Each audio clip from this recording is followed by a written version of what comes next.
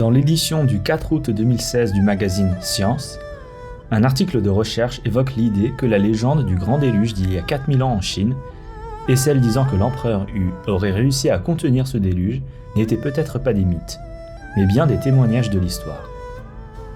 La légende du grand déluge se retrouve dans de nombreuses civilisations du monde, comme celle de la Mésopotamie, de la Grèce, de l'Inde, de la Chine et celle des Mayas. L'histoire la plus connue en Chine est celle du grand déluge daté d'environ 1920 ans avant Jésus-Christ et de son contrôle par l'empereur Yu. Selon la légende, les inondations ressemblaient à de l'eau bouillante s'écoulant sans fin, détruisant le cours du fleuve jaune, les rues des villes et des terres agricoles. L'empereur Yu, qui a fondé la première dynastie chinoise, les Xia, était un grand homme qui a réussi à contenir les inondations et qui a maintenu en vie la civilisation chinoise antique. Même aujourd'hui, avec les progrès de la science, on n'entrevoit toujours pas de solution face à une inondation de cette grandeur. Par conséquent, pour les gens modernes, les grandes inondations survenues en Chine il y a plus de 4000 ans et leur contrôle par l'empereur Yu ne peuvent être que des mythes.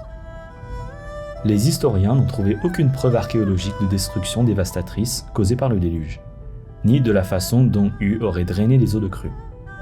Les chercheurs n'ont trouvé que des histoires écrites transmises de génération en génération. L'article du géologue Wu Qinglong de l'Université normale de Nanjing, publié dans la revue Science, a fourni des preuves géologiques du grand déluge de la Chine, estimées entre 1900 et 2000 ans avant Jésus-Christ. Lors de ses recherches le long du fleuve Jaune en 2007, Wu Qinglong a remarqué que certains sédiments étaient d'une épaisseur inhabituelle et semblaient être des sédiments dus à des eaux de crue. Puis il a trouvé de nombreux éléments minéraux, ce qu'on appelle mudstone, ainsi que du schiste vert, qui était censé se trouver loin en amont dans les montagnes. Tous ces signes révèlent qu'il est en effet possible que le fleuve Jaune ait connu une grave inondation dans les temps anciens. Wu Qinglong a alors rapidement réuni une équipe d'archéologues, de géologues et d'historiens afin de déterminer si oui ou non le déluge de la légende avait réellement existé. L'équipe de recherche a découvert des preuves d'inondation et des poteries cassées dans une grotte effondrée près du célèbre site néolithique de Latia dans le Qinghai. En plus, des vestiges d'un immense déversoir ont été découverts dans les collines des gorges de Tishi, en amont du fleuve Jaune. Le village de Latia a été détruit par un important tremblement de terre. Un examen au carbone 14 des ossements d'enfants trouvés dans le site a révélé que la catastrophe s'est produite en 1922 avant Jésus-Christ. L'incertitude de cette mesure est d'environ 28 ans. L'analyse de la matière organique contenue dans des sédiments de l'inondation a montré que le déluge s'est produit vers -2000, date proche de celle de la datation des ossements du site de Latia et de la date de l'inondation inscrite dans l'histoire. Des dépôts d'inondation ont également été trouvés dans les fissures formées par le tremblement de terre à Latia, ce qui suggère que les dates de ces deux événements sont très proches l'une de l'autre. Sur la base de ces éléments, l'équipe de recherche a émis cette hypothèse.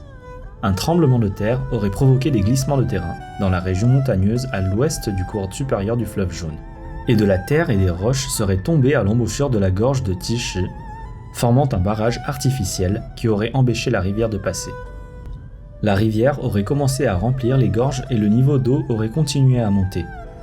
Les habitants en aval n'auraient vu que le fleuve Jaune s'assécher, ignorant qu'une catastrophe se préparait. Environ 9 mois plus tard, le lac serait monté jusqu'au sommet du barrage et le corps principal bloquant l'avancée de la rivière se serait effondré, envoyant un torrent d'eau en aval. Selon l'étude, la profondeur de cette brèche catastrophique était de 110 mètres à 135 mètres. Couplé à la hauteur du terrain local, les scientifiques ont estimé que le débit de crue était de 300 000 à 500 000 mètres cubes par seconde, ce qui était suffisant pour avoir un effet sur 2000 km en aval.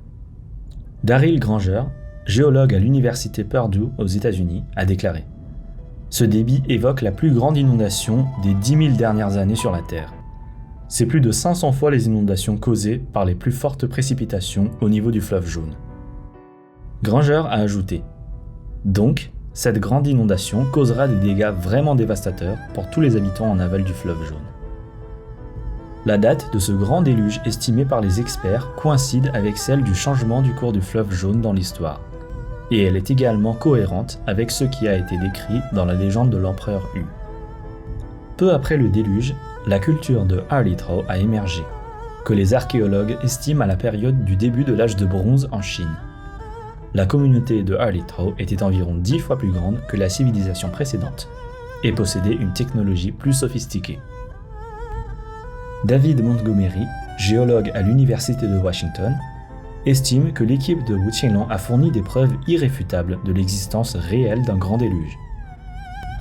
Alors, si le grand déluge en Chine a vraiment existé, est-il possible que d'autres histoires catastrophiques anciennes soient également bien réelles ?